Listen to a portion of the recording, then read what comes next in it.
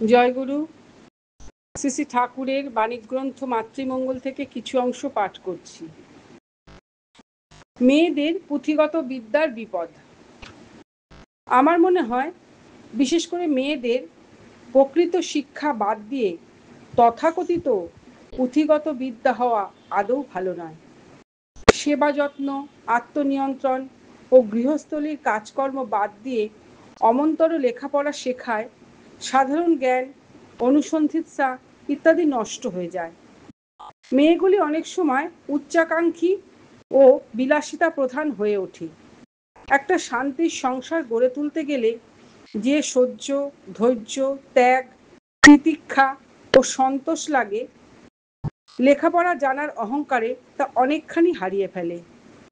সবারই যে এমন হয় তা নয়, কিন্তু অনেকেরই এমন হবার সম্ভাবনা থাকে। আশ্রমের এরা যে স্নাতক তা এদের দেখে বোঝার জো নেই। ঘরোয়াভাবে শিক্ষা ও লেখাপড়া একসঙ্গে হওয়ায় এদের লেখাপড়াটার বদহজম হয়নি, জীবনের সঙ্গে খাপ খেয়ে গেছে। পুরুষের পরিস্থিতির চাপে অনেকখানি শিক্ষিত হয়, তাকে বাইরের জগতে অনেক দায়িত্ব নিয়ে চলতে হয়। কুশল কৌশলী ব্যবহারে অনেক বিরুদ্ধ অবস্থাকে আয়ত্তে এনে আয় উপার্জন করে নিজের ও পরিবার পরিজনের সংস্থিতিকে কায়েম করতে হয়। তাই খানিকটা শিক্ষিত হতেই হয়। প্রশ্ন: আজকাল অনেক মেয়েরাও তো ওই রকম করছে। শ্রী শ্রী ঠাকুর: মেয়েদের স্থান প্রধানত অন্তঃপুরে।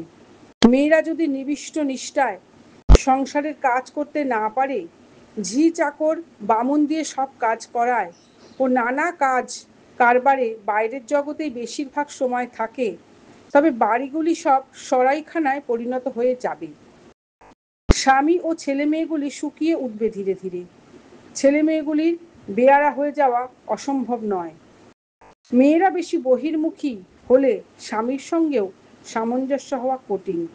আলোচনা প্রসঙ্গের 7ম খণ্ডের 211 পৃষ্ঠা। জয়গুরু।